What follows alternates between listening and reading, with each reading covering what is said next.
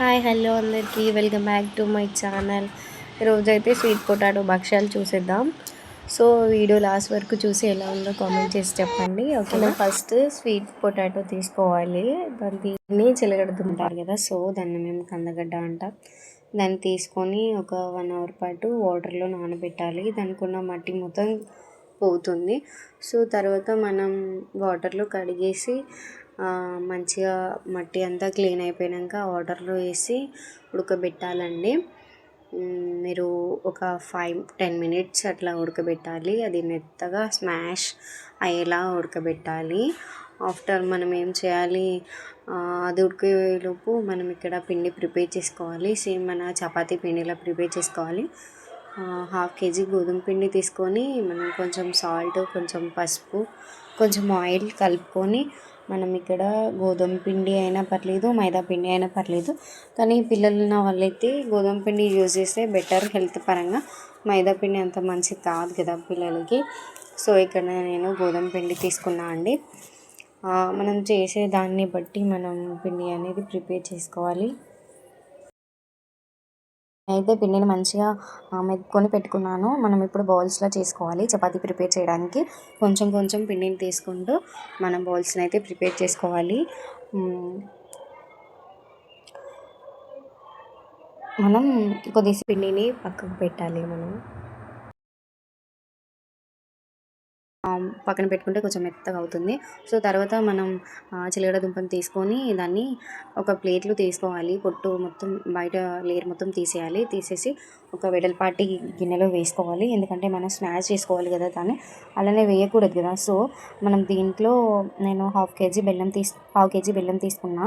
కొంచెం నాకు స్వీట్ కొంచెమే కావాలన్నట్టు నేను కొంచెమే ప్రిపేర్ చేసుకున్నా. సో ఇది మనం బెల్లం తీసుకొని మనం కందగడ్డలో వేసేయాలి. అప్పుడు రెండింటిని స్మాష్ చేసుకోవాలి మెత్తగా.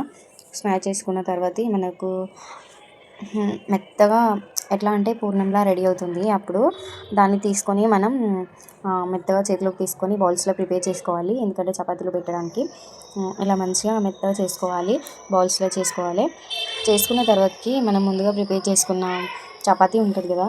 సో నాకు ఇక్కడ ఏంటంటే కొంచెం బెల్లం కొంచెం యాడ్ చేసుకున్నా, నాకు కొంచెం తక్కువ అనిపించింది. మీరు స్వీట్ కావాలి అనుకుంటే ఇంకొంచెం బెల్లం కూడా యాడ్ చేసుకోండి. ఎట్లా అంటే కందగడ్డ ఎంత ఉన్నదో అంత బెల్లం వేసుకున్నా పర్లేదు. ఇక్కడ మావాడైతే బెల్లం తింటుండు. వాడు విసిగించకూడదు అనేసి నేను బెల్లం ఇచ్చా తనకి. మనం ఇలా తిన్నా కానీ బాగానే ఉంటుంది. బట్ ఏంటంటే మనం ప్రిపేర్ చేయాలి కదా, భక్ష్యాలు ప్రిపేర్ చేయాలి. సో తర్వాత కొంచెం గ్యాస్ పై పెట్టి దాన్ని కొంచెం మెల్ట్ చేస్తే బెల్లం మంచిగా అవుతుంది. కానీ నేను గ్యాస్ పై పెట్టిన అంత మెల్ట్ అవ్వలేదు. నాకు నార్మల్గానే మెల్ట్ అయ్యి మంచిగానే వచ్చింది. ఆ తర్వాతకి మనం ముందుగా ప్రిపేర్ చేసుకున్న చపాతీ అది ఉంటుంది కదా పిండి, ఆ పిండిలో పూర్ణం పెట్టేసి ఇలా చపాతీ ఇక్కడ మనకు నార్మల్ కవర్ కంటే ఆయిల్ ప్యాకెట్ ఉంటుంది కదా, దానిపైన అయితే భక్ష్యాలు మంచిగా వస్తాయి. తర్వాత మనం పెనం పైన వేసుకోవాలి. పెనంకి కొంచెం ఆయిల్ అంటిసేసి పెనంపై ఈ చపాతీ వేసుకోవాలి. చపాతీ వేసుకొని రెండు వైపులా మంచిగా కాలేలా చూసుకోవాలి. ఇక్కడైతే నాకు ఇంకా చాలా ఉన్నాయి, నేను చేసేది చాలా ఉందండి.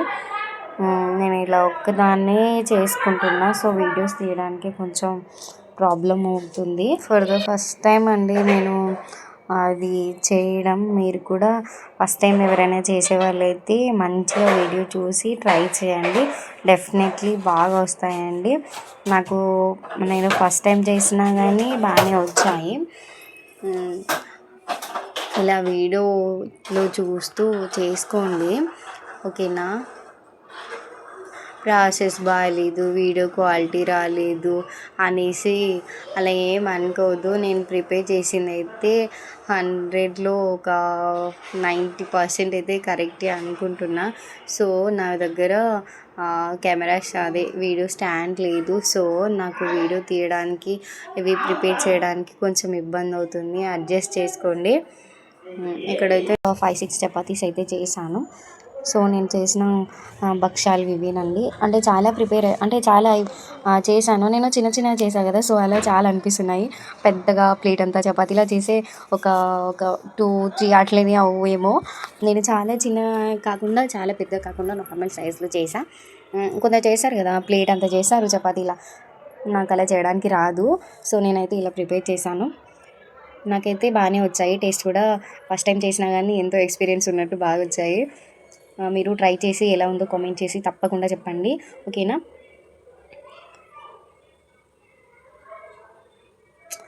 పిల్లల్ని పట్టుకొని మనం ఇలాంటి రెసిపీస్ ట్రై చేయడం అంటే చాలా కష్టం కదా. అయినా చేయాలి పిల్లల కోసం. వాళ్ళు తినడమే కదా మనకు కావాల్సింది. ఇక్కడ మా బుడ్డోడు బుడ్డదైతే తింటున్నారు. వాళ్ళు నేను చేసింది అంతైనా వాళ్ళు తిన్న ఒక పక్ష అయినా నాకు తృప్తినిస్తుంది. వాళ్ళు బాగుంది అని చెప్తే ఆ హ్యాపీనెస్ చాలు నాకు. మనం చేసింది వాళ్ళ కోసమే కదా. మనం ప్రతిదీ మనకు రాకున్నా నేర్చుకోవాలి. వాళ్ళ కోసం నేర్చుకొని ట్రై చేయాలి. వాళ్ళు తినాలి. అదే మనకు కదా కావాల్సింది.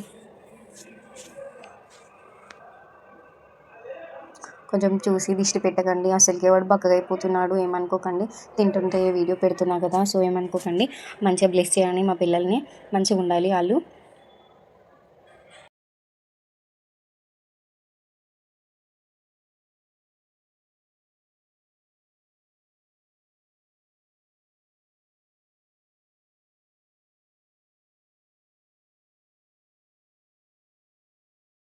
నేను చేసిన ఈ భక్షాల రెసిపీ అనేది ఎలా ఉందో ఖచ్చితంగా కామెంట్ చేసి చెప్పండి. టేస్ట్ అయితే మీకు తెలీదు. సో చేసే ప్రిపరేషన్ అయినా ఎలా ఉందో ఖచ్చితంగా కామెంట్ చేయండి ప్లీజ్.